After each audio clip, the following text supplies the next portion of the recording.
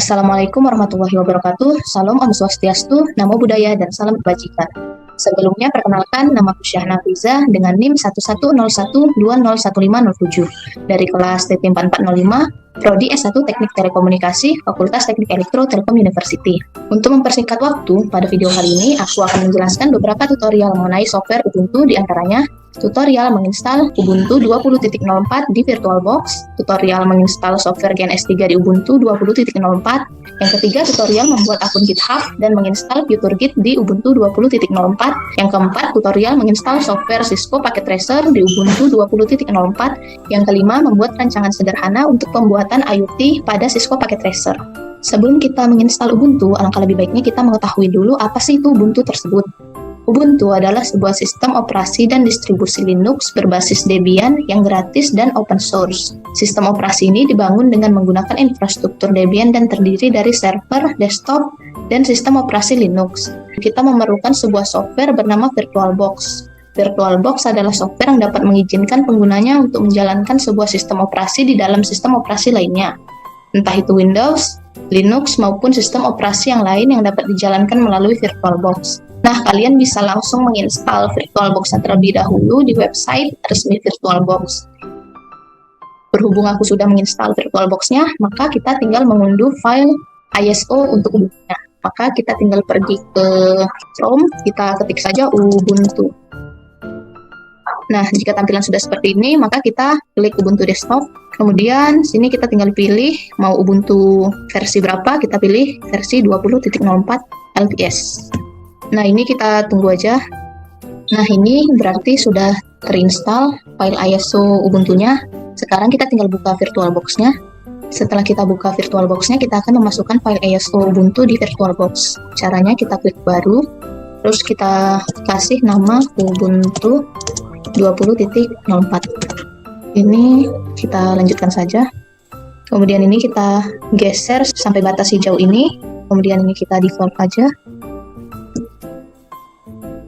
Ini kita jadikan 100 GB. Nah, buat. Setelah itu kita ubah pengaturannya di sini. Kita jadikan 2 arah agar kita dapat mengcopy paste di dalam Ubuntu.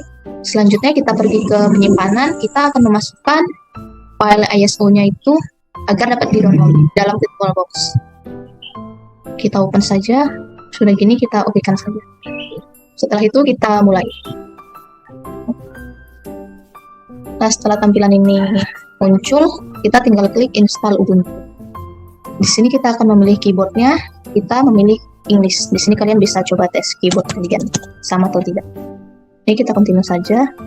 Ini, nah selanjutnya kita tinggal install now. Continue. Di sini kita bisa memilih di mana letak kita tinggal. Karena aku di Pulau Sumatera dan di Provinsi Aceh, kita bikin aja Banda Aceh. Kemudian continue. Di sini kalian bisa membuat nama kalian, terus masukkan password. Di sini aku pakai password weak. Kalau kalian mau pakai password strong juga bisa. Oke, kita pakai aja. Nah, ini nggak usah kalian apa-apain, kalian tunggu aja sampai selesai terinstall sendiri.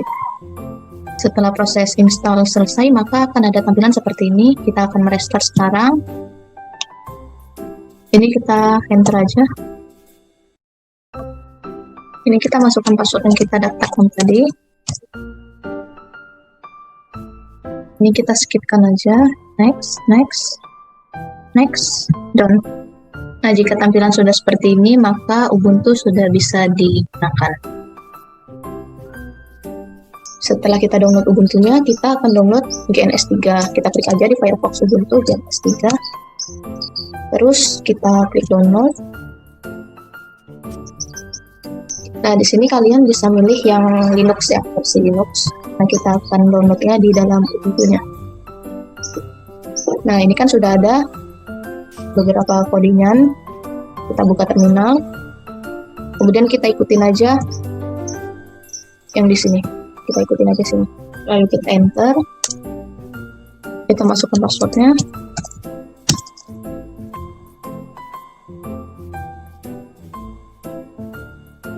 Sudah gini, kita klik sudo apt update.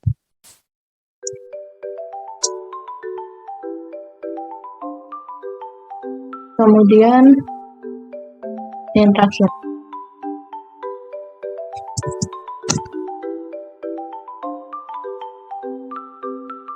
Setelah seperti ini kita klik Y untuk yes, enter.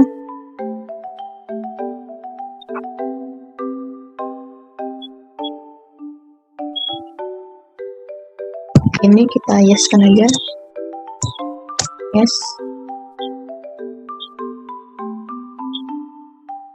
Sebelum kita membuka GNS3-nya, kita harus konfigurasi perintah berikut.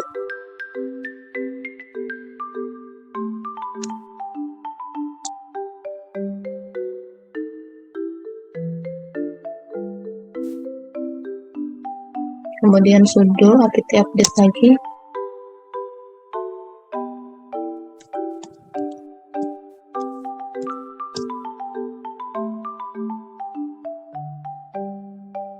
Kemudian sudo dpkg.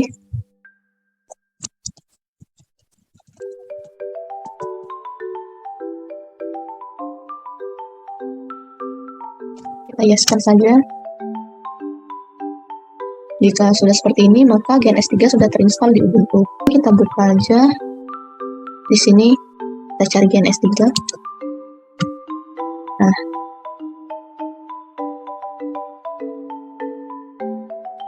di sini kita projectnya mau bikin gas topologi CPS.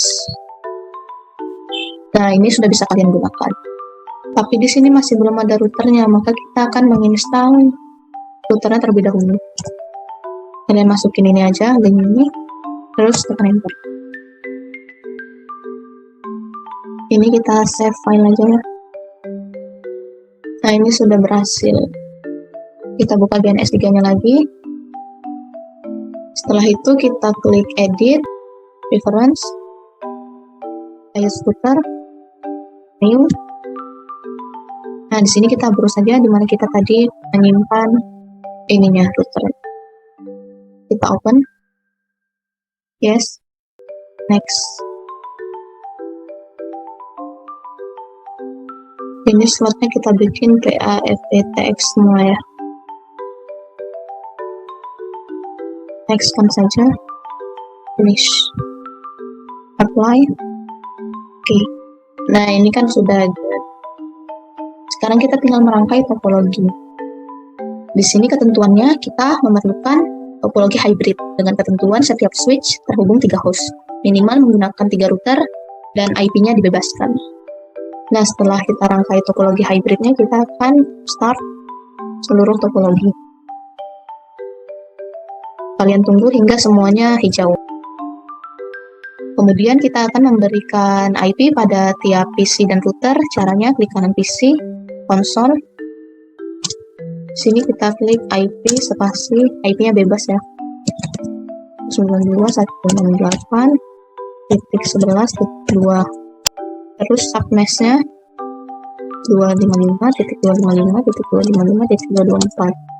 Gateway-nya 192.168.11.1. Enter. Nah, setelah ini artinya ini sudah berhasil. Kita masukkan IP, jangan lupa kalian save. Nah, lakukan juga pada PC selanjutnya dan router selanjutnya. Setelah kita memasukkan semua IP pada tiap PC, maka kita akan memasukkannya pada router juga.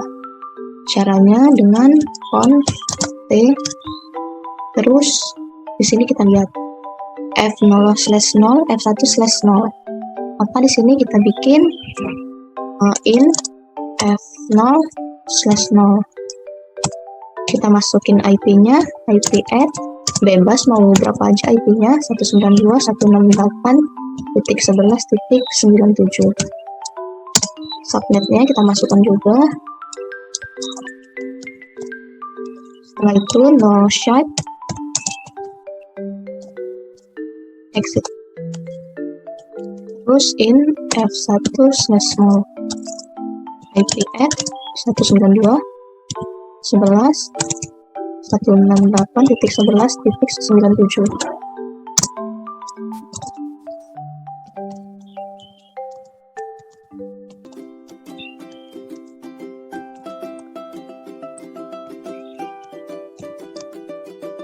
2/0-nya itu di sini ya, di router satunya, di atas tulisan router 1.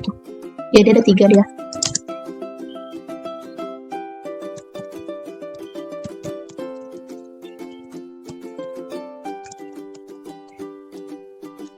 Nah, setelah itu kalian masukkan pada semua router. Setelah kita memasukkan semua IP pada PC dan juga router, maka kita akan coba ping PC 1 ke PC 3.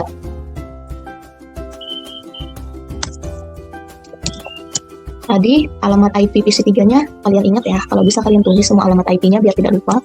Alamat IP PC 3-nya itu 192.168.11.4. Nah, jika sudah seperti ini, maka ping sudah berhasil ya. Bagaimana cara kita ping dari PC 1 ke PC 7? Caranya itu dengan OSPF dan MPLS. OSPF adalah sebuah protokol routing otomatis yang mampu menjaga, mengatur, dan mendistribusikan informasi routing antara network, mengikuti setiap perubahan jaringan secara dinamis. Sedangkan MPLS adalah teknik peletakan label pada tiap-tiap paket data yang dikirimkan melalui suatu jaringan. MPLS bekerja dengan memberi label pada paket-paket data guna menentukan rute dan prioritas pengiriman paket. Label tersebut memuat informasi routing suatu paket, diantaranya berisi informasi tujuan paket, informasi rute, dan prioritas paket mana yang harus dikirim terlebih dahulu. Di sini kita akan melakukan konfigurasi OSPF. Router OSPF 10. Terus network 92.168.10.0. Di sini kita sesuaikan dengan IP si router. Kenapa ini titik 31? Karena prefix kita itu per 27. Makanya di sini 31. Area 1.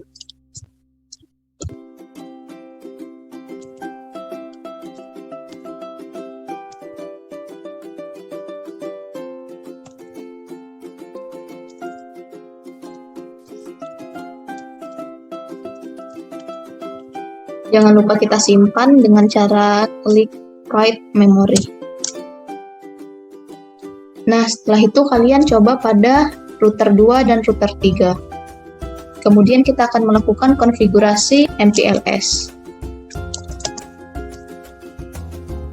IP save, MPLS IP, MPLS, label protokol, LDP. Terus kita masukkan interface-nya. Karena di sini F0 per 0, kita masukkan interface F0/0. Kemudian kita exit-kan. Terus kita ulang lagi si MPLS IP-nya ini. Kemudian kita ke interface F1/0.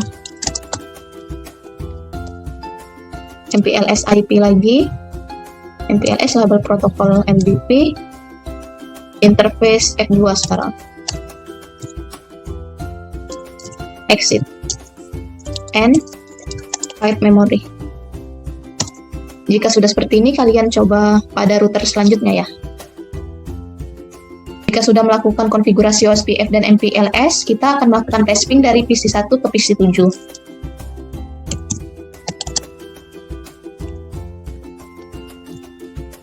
Nah, jika sudah seperti ini, maka ping telah berhasil.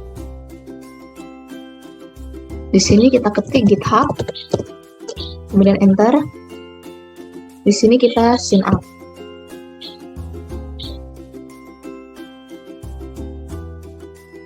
Masukkan email kalian.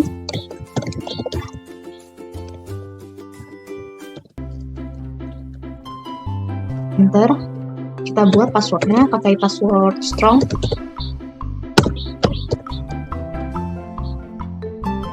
Kemudian klik continue. Kita bikin username-nya. Di sini Melisa Khairani. Nah, nanti kalian tinggal buka email kalian dan di situ ada kiriman kode dari GitHub ke akun melisakhairani51@yahoo.com. Nanti kalian tinggal masukkan saja kodenya. Karena aku sudah punya akun GitHub, maka kita akan menginstal fitur Git-nya saja. Nah, tadi kan kita sudah membuat akun GitHub-nya. Sebenarnya kalian tahu nggak sih apa itu GitHub? GitHub itu berfungsi untuk mengubah baris perintah seperti Git menjadi jaringan media sosial terbesar bagi para developer. Selain berkontribusi dalam proyek tertentu, GitHub juga memungkinkan usernya untuk berkomunikasi dengan orang-orang yang memiliki kesamaan visi dan misi. Kemudian, apa sih perbedaan antara GitHub dan juga Git? Git adalah alat yang digunakan untuk membuat hidup programmer lebih mudah, sementara GitHub adalah layanan yang digunakan untuk menghost proyek Git. Kemudian di sini kita akan mencoba menginstal fitur Git di Ubuntu. Caranya itu ketik sudo apt update untuk mengupdate isi terminalnya ini dan Ubuntunya. Kita masukkan passwordnya.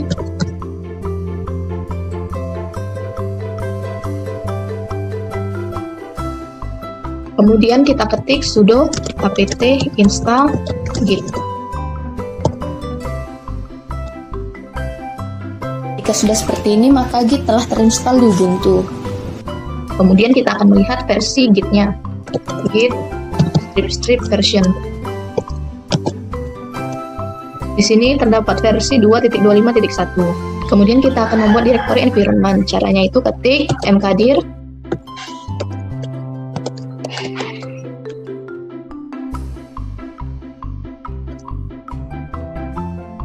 Selanjutnya kita akan membuka direktori environment dengan perintah cd. Nah, udah begitu kita buka akun GitHub kita dan kita membuat repository. Di sini nama repositorinya bebas, kalian mau tulis apa. Di sini aku bikin tugas CPS. Kemudian deskripsinya bebas juga. Ini public, kemudian add a readme file dan create repository.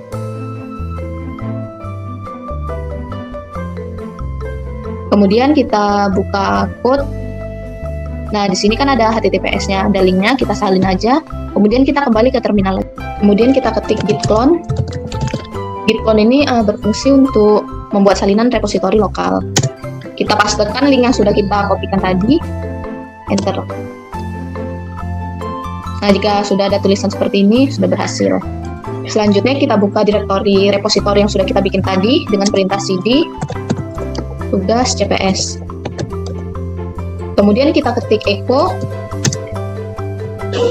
kutip hashtag tugas CPS.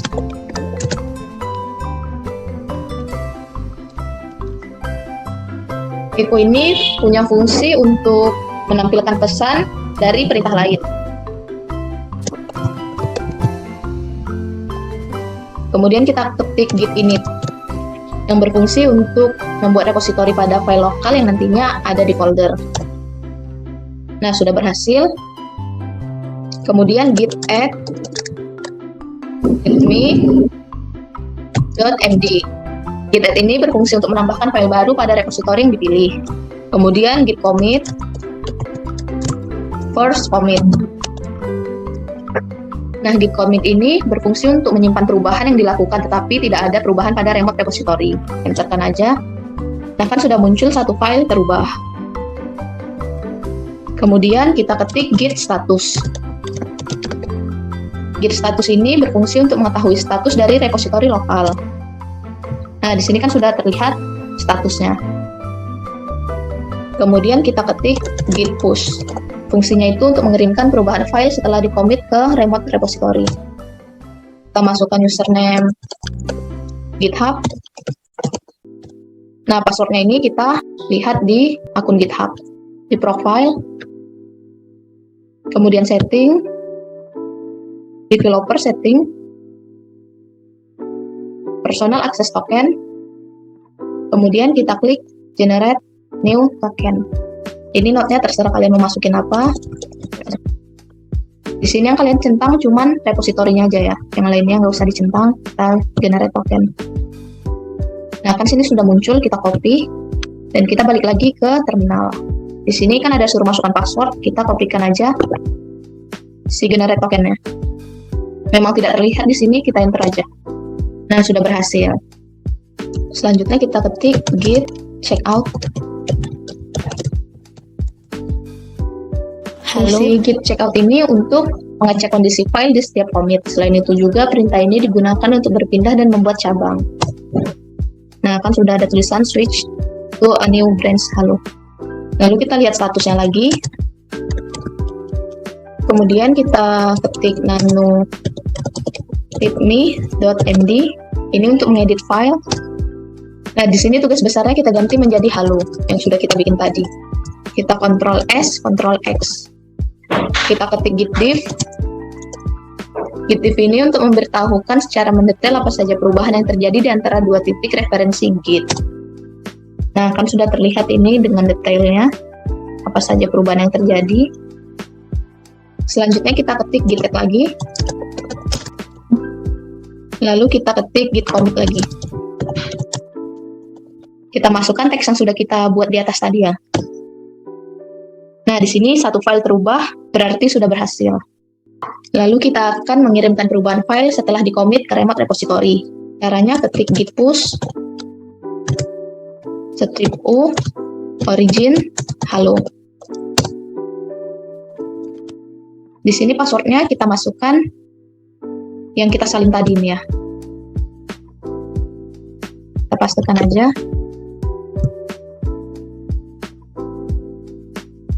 Nah, kemudian sudah di remote ini kan, sudah ada perubahan. Untuk lebih detailnya, coba kita buka GitHub lagi.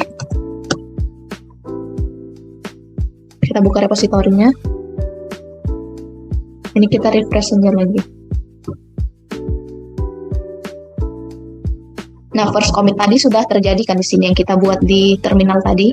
Kemudian kita cek branch-nya. Nah, di sini halo sudah terinput. Lalu kita coba lihat pull request-nya.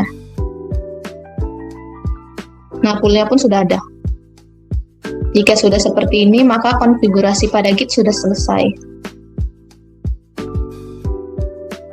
Kemudian kita akan menginstal Cisco Packet Tracer di Ubuntu. Caranya ketik Packet Tracer di Firefox Ubuntu. Kemudian kita klik yang ini. Nah, di sini kita klik login. Jika kalian belum punya akun Cisco Packet Tracer-nya, kalian bisa klik sign up ini ya. Karena aku udah punya, maka kita masukkan aja email kita.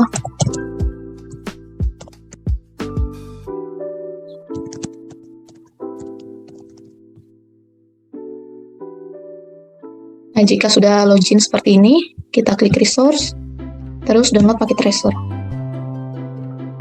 Setelah kita klik download, kita scroll ke bawah. Nah, ini kita download untuk Ubuntu Desktop 64 bit. Kita tunggu aja sampai ini selesai. Setelah terinstall, di sini kita lihat dulu sebenarnya apa perbedaan GNS3 dengan Cisco Packet Tracer. GNS3 adalah aplikasi simulasi networking yang memerlukan OS sistem dari perangkat untuk dijalankan secara virtual. GNS3 lebih realistis dibandingkan dengan Cisco Packet Tracer. Sedangkan Cisco Packet Tracer adalah aplikasi simulator jaringan yang dikembangkan oleh Cisco. Interface-nya lebih friendly dan mudah untuk konfigurasi dalam lingkungan perangkat jaringan yang menggunakan Cisco. Cisco Packet Tracer terbatas dalam jenis perangkat dan kurang realistis. Selanjutnya kita buka terminal. Di sini udah terlihat bahwa Cisco Packet Tracer telah di-download. Selanjutnya kita ketik sudo dpkg -i Cisco Packet Tracer sesuai sama ini ya. Masukkan password. Ini kita okekan aja, enter. Yes. Ini kita tunggu aja. Nah, di sini tulisannya dpkg error katanya. Nah, kita klik sudo apt install strip f. Kita tunggu aja. Nah, jika sudah seperti ini, coba kita install lagi Cisco Packet Tracer ya. Oke, yes. Kita tunggu aja. Jika sudah seperti ini, maka Cisco Packet Tracer telah terinstall di Ubuntu. Maka kita ketik aja Packet Tracer. Ini no. Nah, jika sudah seperti ini, kita klik Networking Academy.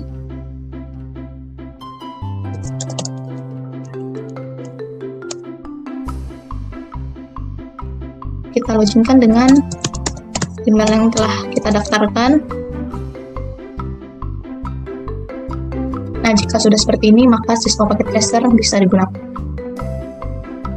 Selanjutnya, kita akan membuat rancangan sederhana untuk pembuatan IoT pada Cisco Packet Tracer. Di sini kita pilih terlebih dahulu benda apa saja yang bakal kita buat simulasi. Di sini ada pintu, kipas angin, lampu, dan AC. Selanjutnya kita akan mencari home gateway untuk menghubungkan keempat benda ini dalam satu internet ya, agar dapat terhubung ke internet. Home gateway ini fungsinya hampir sama seperti router, menghubungkan tiap-tiap benda dalam satu internet. Jika sudah ada garis-garis seperti ini, berarti telah terhubung. Kemudian kita cari device smartphone untuk mengkonekkan internet dan menyambungkannya pada tiap benda. Bagaimana cara kita menyambungkan internet ke home gateway? Kita klik home gateway, config, wireless. Di sini SSID-nya home gateway, kita kopikan saja. Kita klik smartphone, config, wireless. Nah, di sini SSID-nya kita pastekan sama home gateway tadi. Kita close-kan aja. Nah, nanti di sini bakalan terhubung. Nah, sudah terhubung. Selanjutnya ini kita tinggal ganti nama saja agar mudah dalam proses monitoring.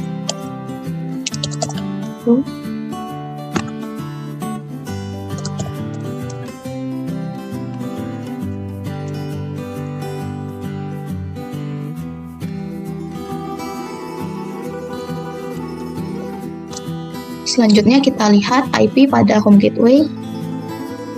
Nah, IP-nya ini 192.168.25.1. Terus kemudian kita buka smartphone, desktop, IoT monitor. Nah, ini kan sama seperti IP si home gateway-nya. Jika sudah sama, kita loginkan aja. Di sini terlihat masih kosong IoT monitornya karena benda-benda ini belum terdaftar di smartphone. Bagaimana agar caranya benda ini terhubung ke home gateway? Maka kita klik bendanya, terus kita setting, klik home gateway. Lakukan juga pada masing-masing benda.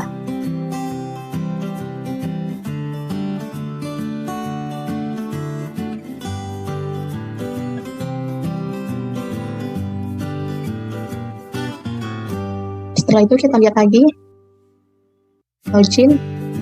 Nah, di sini sudah terhubung semuanya kan. Sudah hijau berarti tanda sudah terhubung. Kita klik lampu, coba kita on kan. Nah, maka lampu telah hidup. Terus kita matikan lagi. Nah, lampu pun mati. Bagaimana caranya agar kita menghubungkan ini semua dalam satu home gateway dan smartphone? Caranya kita klik condition, add, kita buat namanya buka pintu. Di sini kita klik pintu, buka, benar.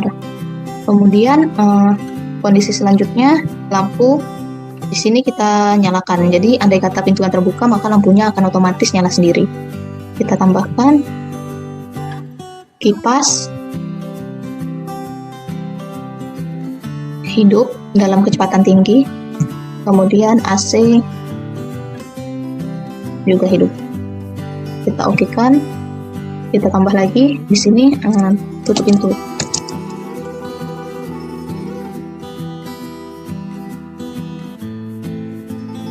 Pause ya, karena kita akan tutup pintu.